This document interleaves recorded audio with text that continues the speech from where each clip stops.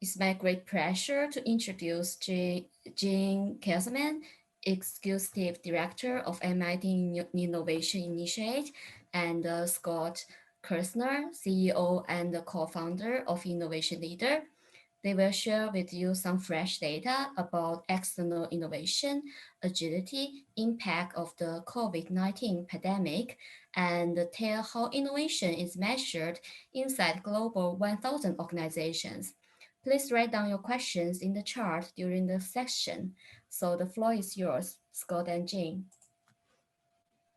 All right, Jelly, thank you so much for that introduction, and hello, everybody. I know, man, the ISPIM conference has so much great content, and so we're really glad that you decided to spend a little bit of time with us in this session. We want to take questions or comments at any point, and so just use the chat and let us know, if you want to turn on your camera and jump in or unmute to jump in. But my plan was to just share some data points to get things rolling. Gene has some slides in here too, but mostly the focus is some recent data from the front lines of corporate innovation. Oh, somehow my picture got lost on this slide. Let's see if it builds. Oh, there we go. Dramatic build on that slide. So I co-founded Innovation Leader. We're a media and research company really just focused on what's going on in the world of Global 1000 innovation, and have covered companies from Telefonica to BMW to General Motors to Starbucks to Disney. And Gene, do you want to unmute and do a quick intro? Sure, thanks, Scott. It's great to be here, everyone. Looking forward to the discussion. My background is I am the executive director of the MIT Innovation Initiative. And the common question I get is, what does that even mean? And it's complicated, but we work with all things innovation programming, research, education, infrastructure at MIT. One of our real staple programs is the Corporate Innovation Program, which is a year-long deep dive, so to speak, into MIT's innovation ecosystem and kind of the way we think about innovation at MIT and how we engage with corporations. So that's my perch on this conversation. Back to you, Scott. Great. And if you're joining us in progress, let us know in the chat what you have planned or what you did on the longest day of the year and where you're logged in from today. So I'm just going to share some data that we have recently published. Most of it's 2021 or 2020 data. And we asked a group of about 240 people at large companies, 1 billion and up in revenues, how much the COVID pandemic is still affecting their innovation strategy or their investment in innovation. This data is from May of this year, a survey that we ran, that we closed in May, so pretty recent. And you can see just about 20% saying, oh, no big deal, not much. We're just kind of, continuing on. But the bulk of people, almost 80% saying they're somewhat still affected, they're significantly still affected, or 7% saying they're extremely affected. And interestingly, we didn't think about this when we asked, how much is COVID affecting? Affecting isn't always a negative thing. And so when you give people the chance to, provide an open-ended comment on this question, sometimes it actually is, hey, this has really dialed up the urgency or dialed up the commitment or spending around certain things like often digital transformation and thinking about the digital interface with customers. And Gene, feel free to give color commentary at any point if you feel inspired. We also asked kind of in the same time frame about the mix of, what's sometimes called Horizon 1, Horizon 2, Horizon 3 initiatives, which we termed incremental Horizon 1, adjacent Horizon 2, and transformational Horizon 3.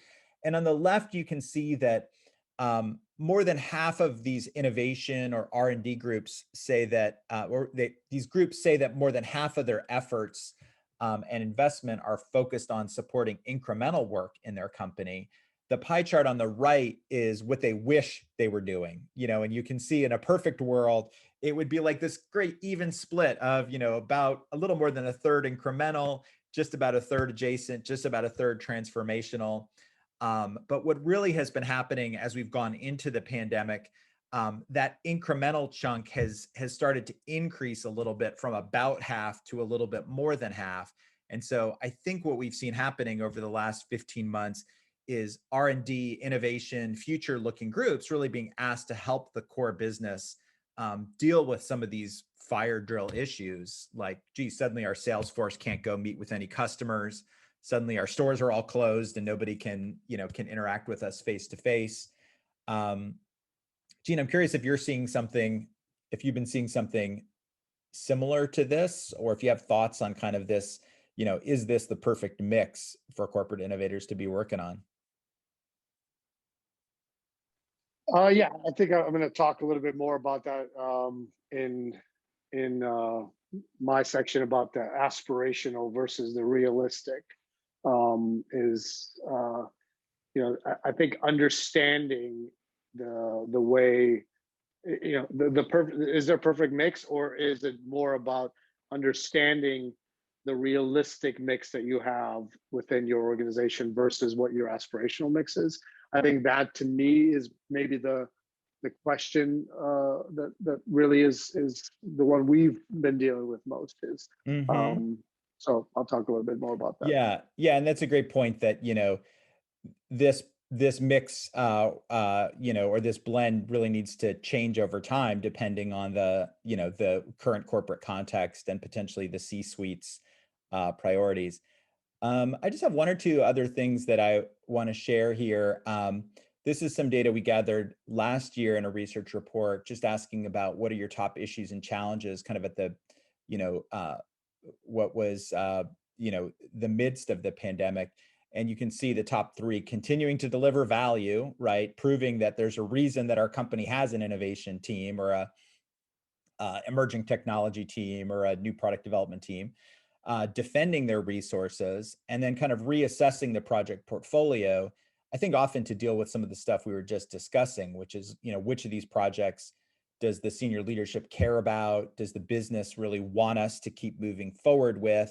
And it may be a Horizon 1 or Horizon 2 project, and nobody may care about Horizon 3 at the current moment.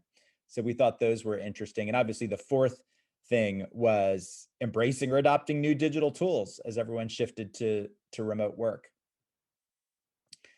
The key thing on this, on this data point is when you ask people about the outcomes or metrics that the senior leadership cares about most, it's not stuff down here like how many ideas did you generate or how many employee suggestions did you collect. It's not how many hypotheses did you test. It's not how many patents did you apply for, right? All of that stuff is, I guess, good to measure, but when you look at it through the lens of, okay, what do your senior leaders care about? The top two make a lot of sense. They're very financially oriented. Are you generating new revenue for us? Or are you helping us reduce costs? The third one is interesting. And I just think at a time when, when here in the US, we've been talking a lot about diversity and inclusion. We've been talking a lot about globally around climate change, the circular economy, been talking about minimum wage and what is the right minimum wage. I think big companies are more sensitive than ever about their brand and how they're perceived in the market. And so it was interesting to see that in the number 3 place as a metric that companies cared about. And again, 2020 here in the US, we were having a presidential election.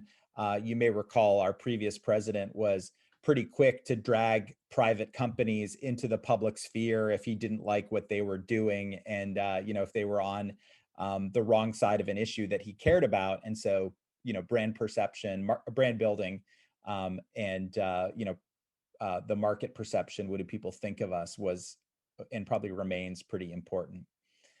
Just to get to Gene's slides, because I know we're trying to keep things moving quick. This is some older data that I'm curious if everyone in the room would agree. Would you post something in the chat if you agree or disagree? But the top two issues when you ask people about obstacles to innovation success, both seem to be people related. Number one slot is about politics, lack of alignment, turf wars, people feeling like you're edging in on their responsibility, their turf.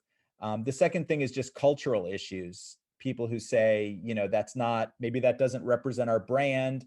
What you're trying to do is in conflict with some of our cash cow businesses, and so that creates some friction. And then the number three thing on this list, I think, is more of an organization and process issue. It's, we understand that what's happening, how the world is changing, but we're just not able to act quickly enough on it. So post a comment if you have thoughts on the importance of people issues and dealing with some of these internal conflicts between folks charged with innovation and maybe folks charged with continuing to grow the core business and deliver on earnings targets and grow sales and all those important quarter-to-quarter metrics. Let's see. I think in the interest of getting to Gene's slides, I'm just going to say one thing about emerging technologies, which is we like to ask people, what are you learning about and exploring? And you can see blockchain is the number one thing that people wanted to learn about in 2020, followed by augmented reality and virtual reality. But then you ask them, what are you pilot testing? And you find that blockchain falls to the bottom of this list, and virtual reality and mixed reality fall down pretty quickly, and advanced analytics and AI take those top spots. So I always think it's interesting when you ask companies about the difference between what they're maybe putting in a press release and talking about versus what are they actually testing and exploring and trying to understand what the applications are going to be. So Gene, I will turn things over to you. And since I've got the slide control, just let me know when you'd like me to advance. Sure. Thanks, Scott. I'm going to go pretty quick. So excuse me if I'm zooming through this, but feel free to stop me or ask any questions and as I go. So the Corporate Innovation Program at MIT was basically created because we have this constant stream of corporations coming through. They are used to two basic models of corporate engagement. One is this organization called ILP, the Industrial Liaison Program, which provides kind of the front door to MIT corporate innovation.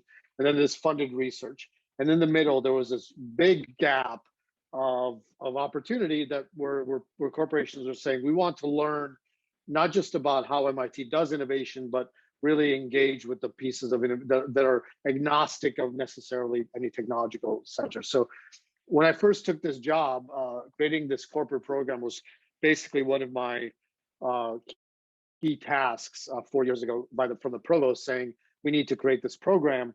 And I spent the first year or two just listening to corporations complain about their problems and their lack of ability to really engage at a deep level with any university, to be frank, because programs just did not exist like this. I just came out of the startup world, and I felt there's this enormous value to the startup ecosystem because you really got to learn from each other as much as you did from, let's say, VC Accelerator. When you go there and you all sit and you have this shared experience of being kind of going through the process of innovation in a startup. And I said, well, why could we create a cohort program for corporations to come to MIT and basically learn over the course of a year, like a cohort of startups? So I started putting this together. And by the time I was done kind of not only talking about this program with corporations and learning from them, I had about a half dozen companies that were like, we will sign up to build this with you. So we spent about a year designing this with corporations. And here, what you see here, I'm not going to go into detail here, that this is the year-long kind of immersive cohort-based program that we developed, which involves cohort engagements at MIT, non-cohort engagements, individual corporation engagements at the student sites, access to interns, working groups, emerging tech talks from MIT, and then these modules that really kind of build on themselves about innovation. And again, this is all technology agnostic. We certainly have people coming and saying, hey, we want to really dig deep into blockchain or something, and we pass them off to somebody else at MIT because we're really about innovation as a horizontal or maybe even as a vertical rather than any technology space specifically. And the whole point is to meet with these corporations, have them learn what their own problems are, work on those problems throughout the year, and then also learn the problems of other corporations and kind of share solutions. And all the things that Scott mentioned earlier were all the same things we heard, and I'll talk about those in a second here. Basically, is know thyself is probably the biggest, most important thing that these corporations can do. So, Scott, if you go to the next slide, please. So we have them kind of do an evaluation, and these are the dimensions on which we have them kind of evaluate their corporate. So we have these core teams, like we have stakeholder teams, and we have these core teams of senior executives that we do these kind of interviews with, where they evaluate their own innovation culture, their own innovation structure.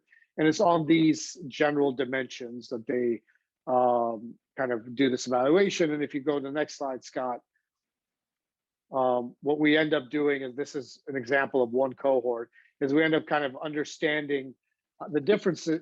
This is all presented at the beginning during our, what we call like Innovation Fundamentals Week, where the corporations also present what they've learned about themselves and what their innovation problem is, kind of, and then you kind of then generally understand where you are as a cohort and where the bookends are. There are always bookends. There's always corporations that are what they think are very advanced along the innovation spectrum, and then corporations that are just starting on that journey. So you can see here is a good example. You have an extremely broad range of responses in terms of benchmarks.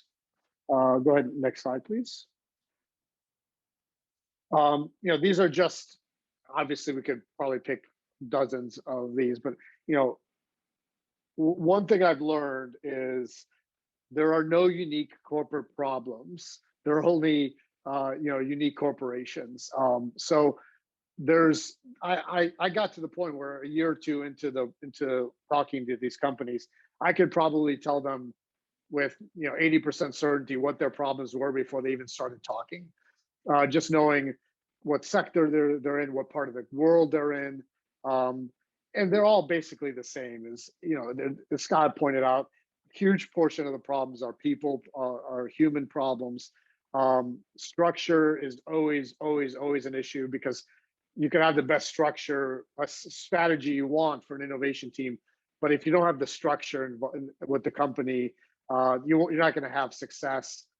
So we ended up doing a lot of teaching how innovation teams need to be structured within organizations before they can even go on to creating a strategy around those innovation teams.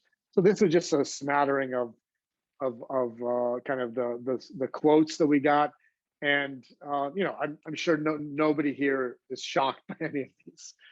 It's very, very standard stuff. So before we go to the next slide, the comment about leadership has to drive and enable innovation, not just talk about it, is really interesting. Joanne posted a comment in the chat saying, the key issue, right, is that executives' incentives tend to be pretty short term, right? And the board, most executives are not thinking about 5 or 10 years, right? They're thinking about, particularly in the current moment, they're thinking quarter to quarter or year to year.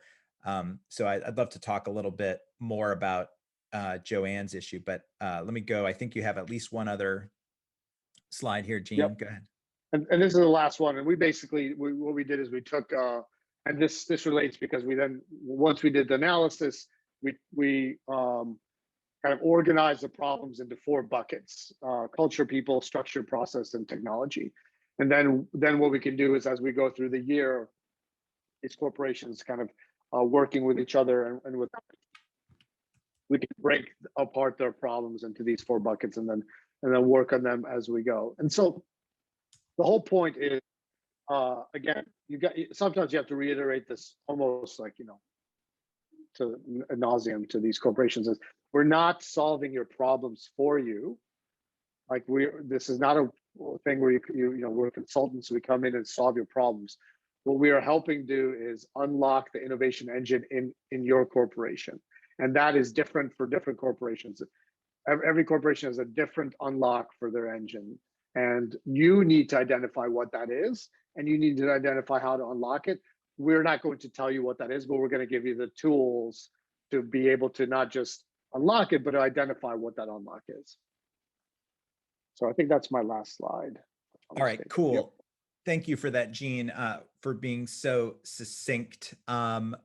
This is a couple things here. I'll take this slide off in a second so we can chat with our remaining 10 minutes here. But my email address is on there. Gene's email address is on there. And then there's also a bit.ly link if you're interested in getting a PDF version of these slides. Make sure you grab that now.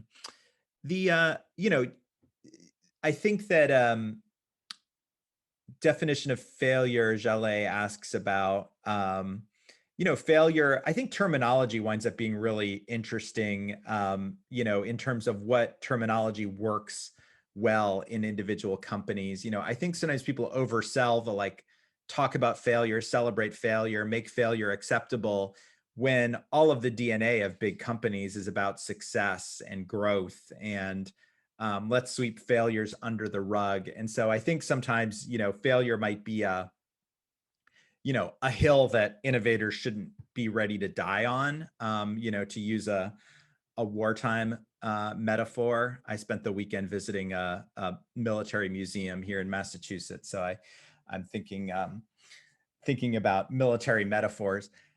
But, I would love to have folks unmute and kind of talk about this issue of I do think, everything we were discussing is a really thorny, big issue. And so how do you get both the leadership and the employees and everybody in the middle to think about this as a long game, right? We're thinking along a 5 or 10 year time frame, not a next month's goals time frame. And so, I'd love to have some folks unmute and talk about what fosters that, because I think all of the smart ideas and strategies fail if you're going to just try them for 6 months or 18 months and then feel like, oh, we didn't get enough out of it. Yeah, thank you for the great comment, Scott. And I also noticed that sometimes corporates, they want to use the term challenge rather than saying that, okay, we have a failure. And also because I did a project working on the IBM's challenge with this AI, and I found that they are also very sensitive to the term failure. They don't want to talk about it. And also the managers don't want their employees to talk about it either. But the failures, they happen. And if you cannot get the returns from your innovation existing your investment, then we think that is a failure. Yeah, so it's also very easy for the corporates to overinvest in something because they think that, okay, it's a long-term investment and different from the SMEs, they have the money to invest in it. But maybe after the long term, they might find that, okay, it's not the right direction and they need to change the direction. And it's actually a difficult thing for them. Yeah, I think those are great observations. Totally agree. Tobias, do you want to unmute and jump in since you were posting a little bit about this topic?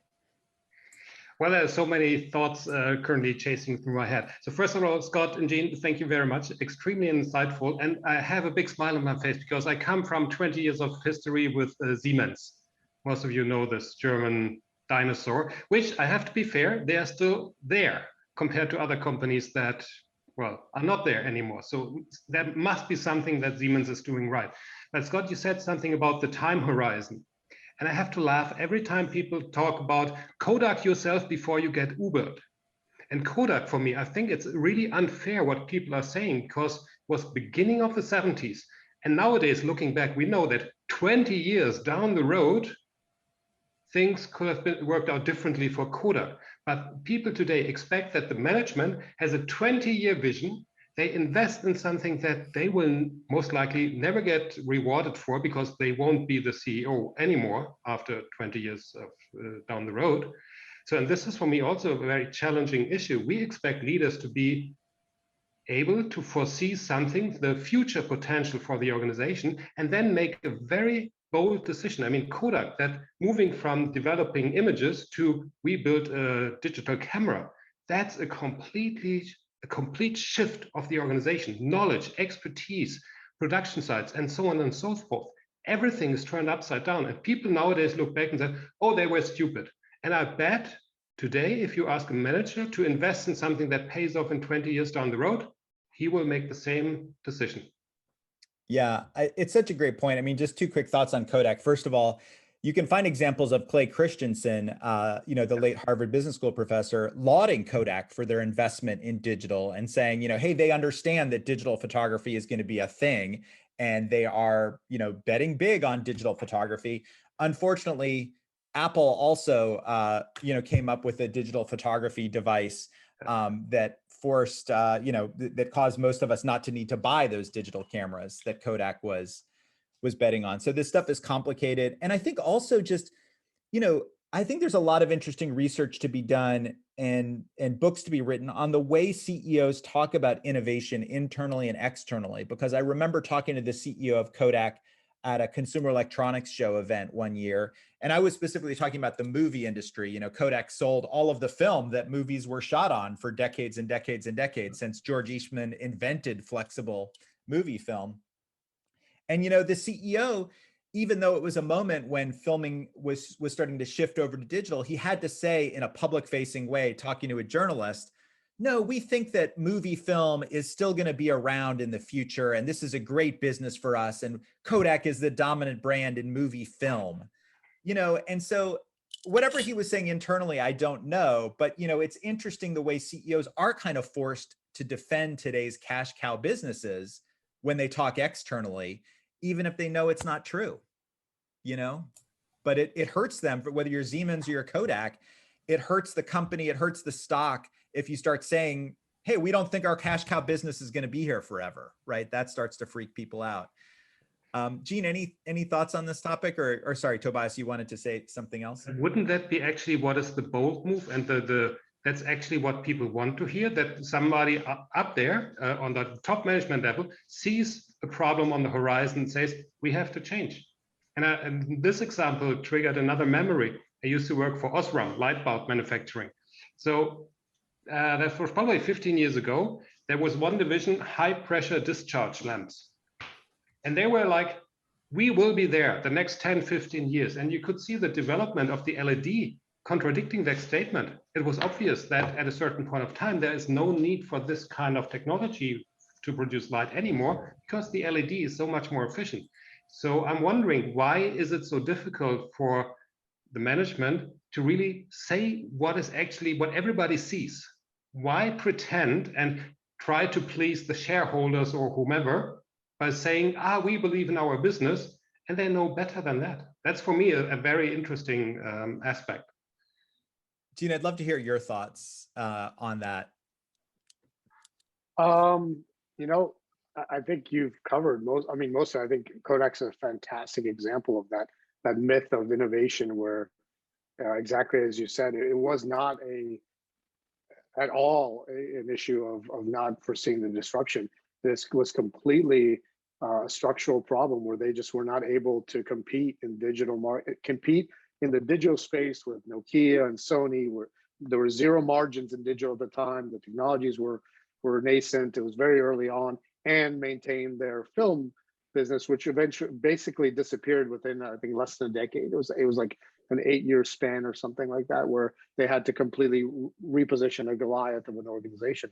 And that's where you actually have the difference in an upstart and a